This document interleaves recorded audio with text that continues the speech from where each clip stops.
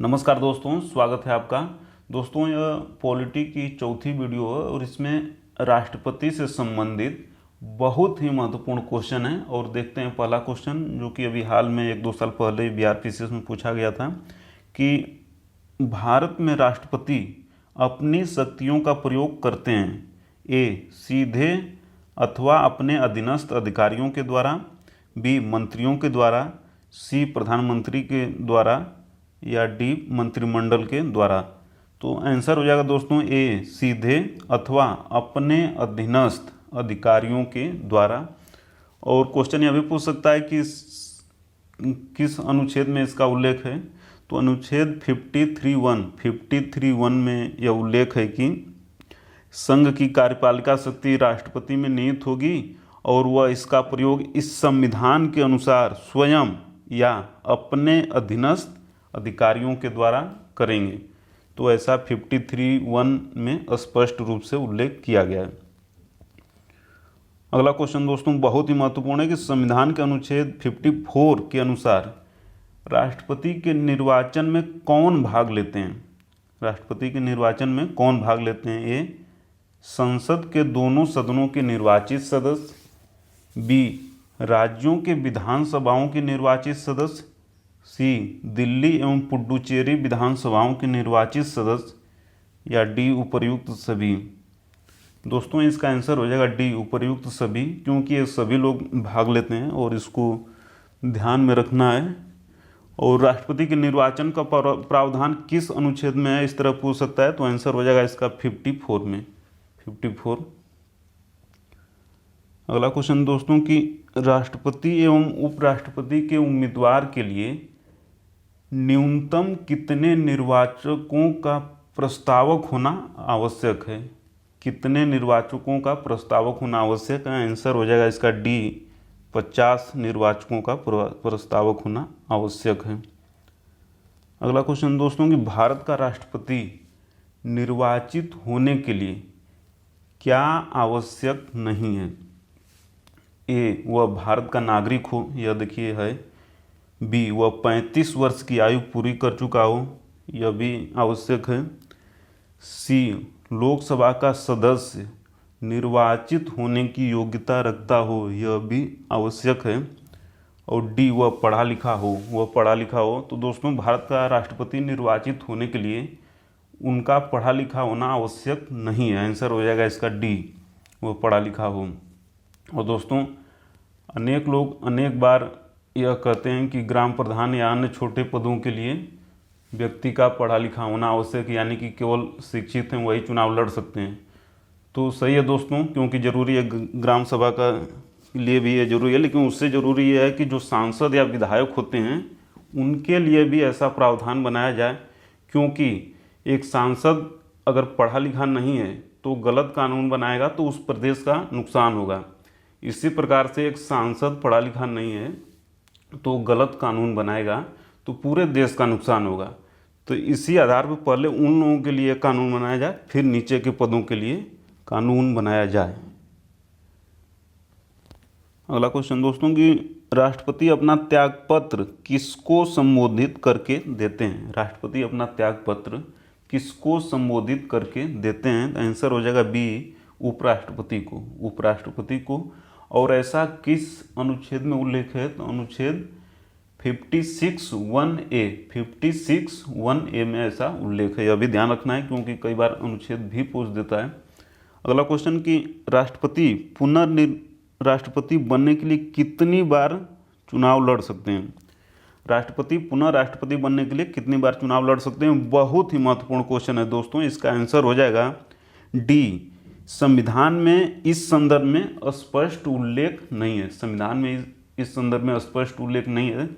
देखिए दोस्तों राष्ट्रपति के पुनर्निर्वाचन का उल्लेख अनुच्छेद 57 में है, और उसमें यह कहा गया साफ साफ कि इस संविधान के उपबंधों के अधीन रहते हुए पुनर्निर्वाचन का पात्र होगा राष्ट्रपति।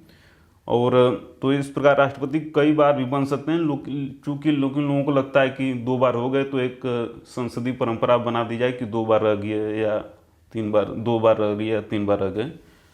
तो इसीलिए दूसरों को मौका देने के लिए भी लोग नहीं लड़ते हैं 2 बार के बाद, और डॉक्टर राजेंद्र प्रसाद जी 2 बार राष्ट्रपति थे। अगला क्वेश्चन दोस्तों कि संविधान के किस अनुच्छेद के तहत राष्ट्रपति पर महाभियोग चलाया जा सकता है? आंसर हो जाएगा C 61। और इससे भी महत्वपूर्ण क्वेश्चन है दोस्तों कि राष्ट्रपति पर महाभियोग चलाने का आधार क्या है? राष्ट्रपति पर महाभियोग चलाने का आधार क्या है? तो दोस्तों केवल एक आधार है संविधान का अतिक्रमण। संविधान का अतिक्रमण केवल एक आधार है और कोई भी आधार नहीं है। अगला क्वेश्चन कि भारत के राष्ट्रपति के महाभियोग की प्रक्रिया है, भारत के राष्ट्रपति के महाभियोग की प्रक्रिया है, आंसर हो जाएगा B अर्धन्यायिक प्रक्रिया, अर्धन्यायिक प्रक्रिया है। और अगला क्वेश्चन कि यदि राष्ट्रपति एवं उपराष्ट्रपति दोनों पद खाली हैं तो कौन कार्यवाहक राष्ट्रपति होगा? कौन कार्यवाहक राष्ट्रपति होगा यदि राष्ट्रपति एवं उपराष्ट्रपति दोनों पद खाली हैं? तो आंसर हो जाएगा इसका B सर्वोच्च न्यायालय के मुख्य न्यायाधीश। और दोस्तों कभी कभी यह भी पूछ सकता है कि इन तीनों लोगों के अलावा यानी कि राष्ट्रपति, उपराष्ट्रपति एवं सर्वोच्च न्यायालय के मुख्य न्यायाधीश तीनों पद खाली है, तब कौन राष्ट्रपति के पद के दायित्वों का निर्वहन करेगा? तो इसका आंसर हो जाएगा कि सर्वोच्च न्यायालय के वरिष्ठतम न्यायाधीश राष्ट्रपति के दायित्वों का निर्वहन करेंगे। इन चारों चीज़ों को ध्यान रखना है।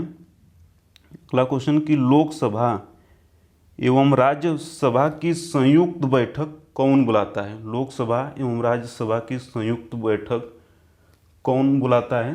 तो दोस्तों इसका आंसर हो जाएगा ये राष्ट्रपति, आंसर हो जाएगा ये राष्ट्रपति। और दोस्तों एक क्वेश्चन ये भी बन सकता है कि संयुक्त बैठक का प्रावधान किस अनुच्छेद में है? तो अनुच्छेद 108, अनुच्छेद 108 को भी ध्यान में रखना है।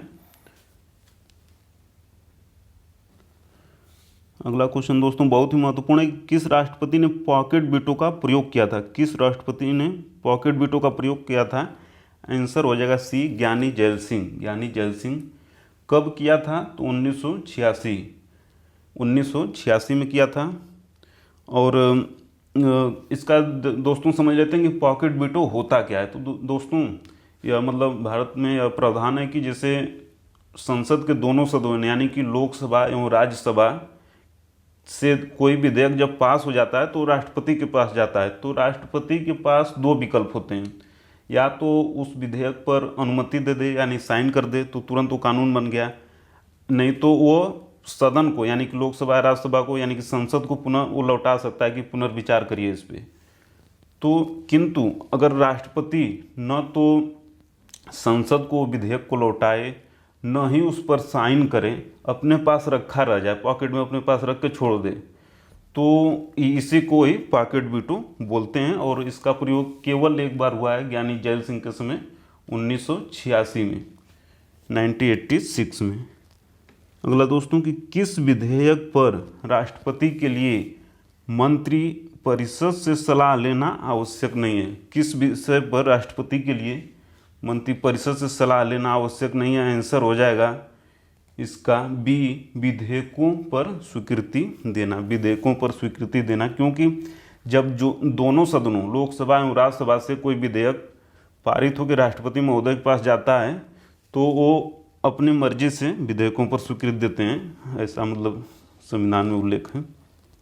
अगला दोस्तों कि संविधान के अनुच्छेद 123 के अंतर्गत भारत के राष्ट्रपति कब अध्यादेश जारी कर सकते हैं?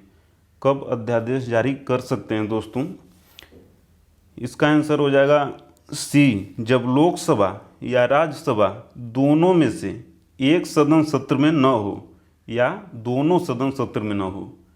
जब लोकसभा या राज्यसभा दोनों में से एक सदन सत्र में न हो तब भी कर सकते हैं, या दोनों सदन सत्र में न हो तब भी अध्यादेश राष्ट्रपति महोदय जारी कर सकते हैं। एक क्वेश्चन और पूछ सकता है यहाँ से कि जो अध्यादेश जारी हो चुका है तो उसको कितने दिन के अंदर संसद की स्वीकृति मिल जानी चाहिए?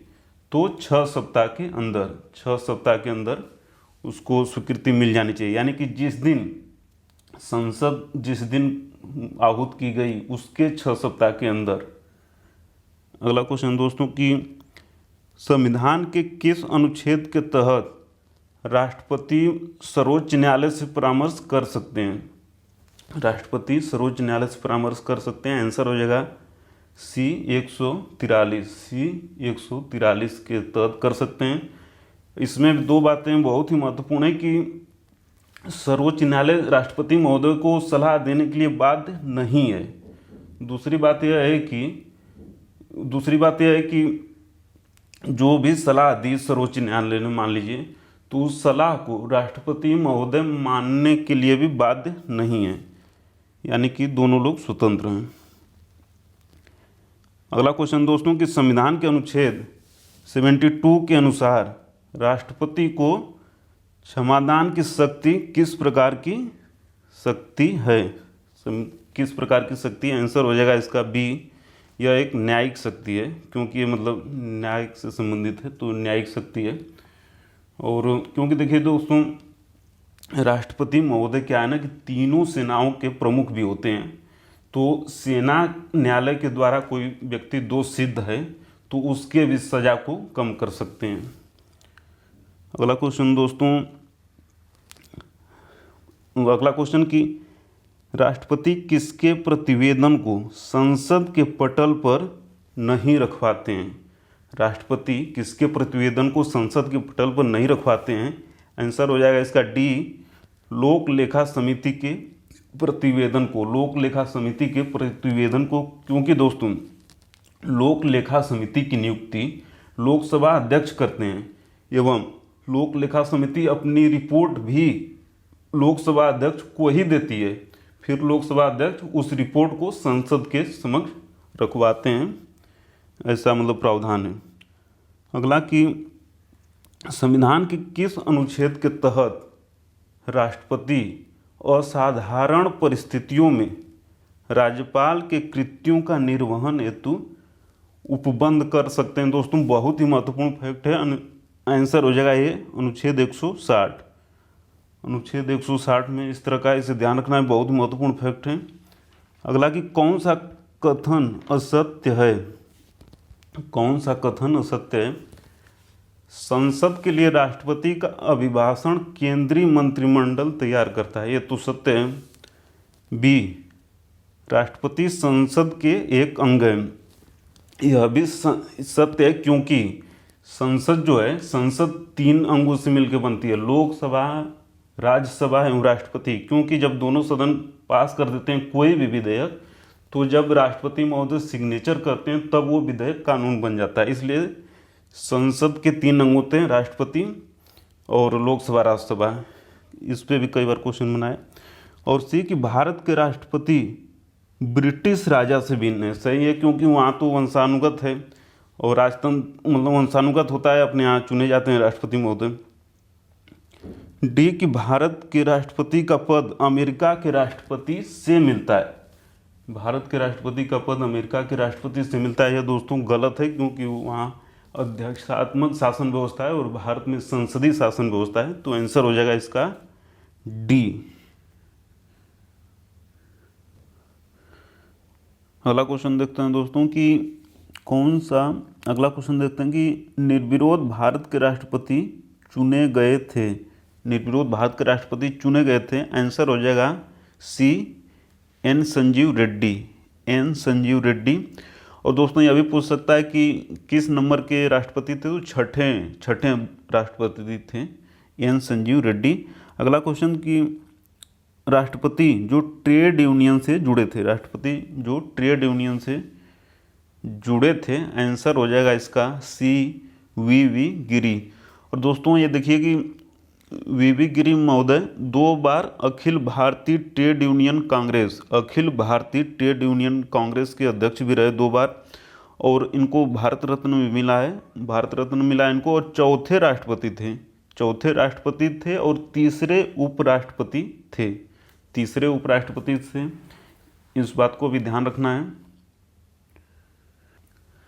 तो दोस्तों आप देखते हैं कि सभी महत्वपूर्ण क्वेश्चन थे। और दोस्तों देखिए, यूपीपीसीएस 2021 प्री की एग्ज़ाम डेट 13 जून नज़दीक आ रही है, और हम एक विद्यार्थी होने के कारण यह जानते हैं कि एक निश्चित समय एक निश्चित तापमान तथा एक निश्चित दबाव को सहन करने के बाद एक साधारण सा कार्बन भी हीरा बन जाता है।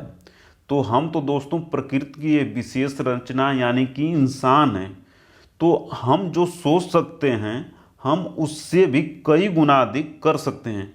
बस हमें समय के साथ ही तापमान तथा दबाव को सहन करते हुए नियत कर्म दोस्तों नियत कर्म करते रहना है। इसी एटीट्यूड इसी मनस्थिति के साथ मिलते हैं दोस्तों अगली वीडियो में। और हाँ दोस्तों, वीडियो को अंत तक देखने के लिए सब्सक्राइब, लाइक, शेयर तथा कमेंट करने के लिए आपका प्रेम पूर्वक बहुत बहुत धन्यवाद दोस्तों, बहुत बहुत धन्यवाद।